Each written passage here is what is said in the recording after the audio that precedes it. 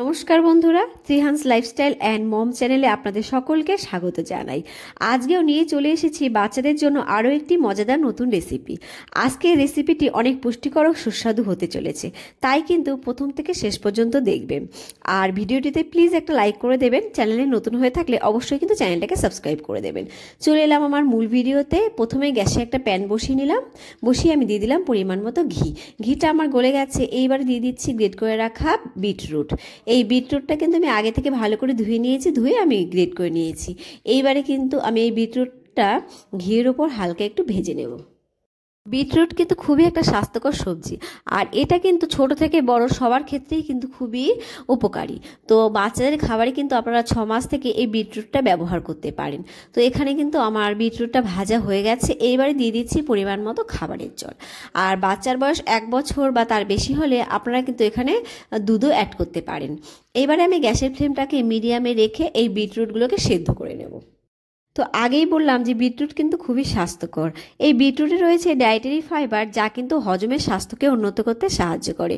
বিটরুটে রয়েছে ফোলেট, রয়েছে vitamin B, যা কিন্তু কোষের বৃদ্ধিতে সাহায্য করে। এছাড়া রয়েছে ম্যাঙ্গানিজ, যা কিন্তু হাড় গঠনে সাহায্য করে। এছাড়া কিন্তু ক্ষত নিরাময়ও কিন্তু ভালো কাজ করে। আর এখানে কিন্তু আমার বিটরুটগুলো সেদ্ধ হয়ে গেছে। আর এইবারে আমি দিয়ে দিচ্ছি ধুয়ে রাখা সাবু। এই সাবুগুলোকে কিন্তু আমি আধ ঘন্টা জলে ভিজিয়ে রেখেছিলাম, তারপরে ভালো করে ওয়াশ করে নিয়েছি। সেই সাবুটাই কিন্তু আমি এখানে দিয়ে দিলাম। দিয়ে আমি সাবুটাকেও কিন্তু বিটরুটের সঙ্গে রান্না করে নেব। আর বিটরুট কিন্তু শরীরের রক্তনালিকাগুলোকেও শিথিল করে এবং রক্ত সঞ্চালনেও সাহায্য করে। এছাড়া কিন্তু রয়েছে অ্যান্টিঅক্সিডেন্ট, যা কিন্তু বাচ্চাদের রোগ প্রতিরোধ ক্ষমতাকেও বাড়িয়ে তুলবে। সাবুদানাতেও রয়েছে কিন্তু প্রচুর পুষ্টিগুণ।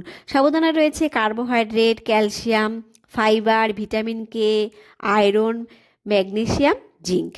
সাবুদানা খেলে কিন্তু শরীরে শক্তি পাওয়া যায়। আর 100 গ্রাম সাবুদানায় কিন্তু 544 ক্যালোরি শক্তি থাকে।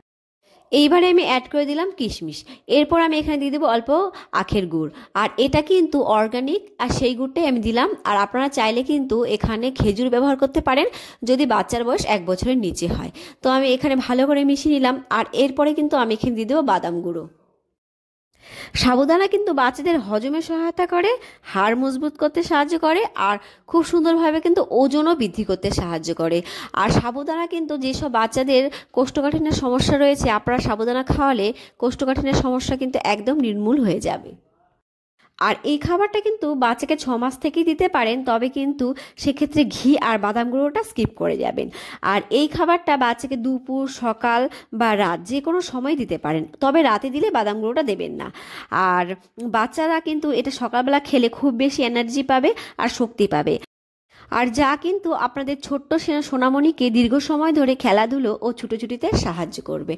আর এখানে দেখুন আমার সাবুদানাটা একদম স্বচ্ছ হয়ে গেছে, তার মানে আমার খাবারটা কিন্তু এখন রেডি হয়ে গেছে। এইবারে কিন্তু আমি গ্যাসের ফ্লেমটাকে অফ করে এটাকে নামিয়ে নেব। আর আপনারা কিন্তু এই পর্যায়ে একটু ফর্মুলা মিল্কও অ্যাড করতে পারেন খাবারটা আরও বেশি টেস্টি করার জন্য। কিশমিশ কিন্তু শিশুদের বিকাশে সাহায্য করে, পেটের বিভিন্ন সমস্যা দূর করে, হজমে সাহায্য করে। এছাড়া কিন্তু হাড় মজবুত করতেও সাহায্য করে, এমনকি স্মৃতিশক্তি ভালো রাখতেও সাহায্য করে। তাই কিন্তু বিভিন্ন খাবারে বাচ্চাদের কিন্তু কিশমিশ দিতে পারেন। খাবারটা বাচ্চাকে খাওয়ানোর জন্য একদম রেডি। আর এই পর্যন্ত আমার সঙ্গে থাকার জন্য আপনাদের অসংখ্য ধন্যবাদ। রেসিপিটি কেমন লাগলো জানাবেন।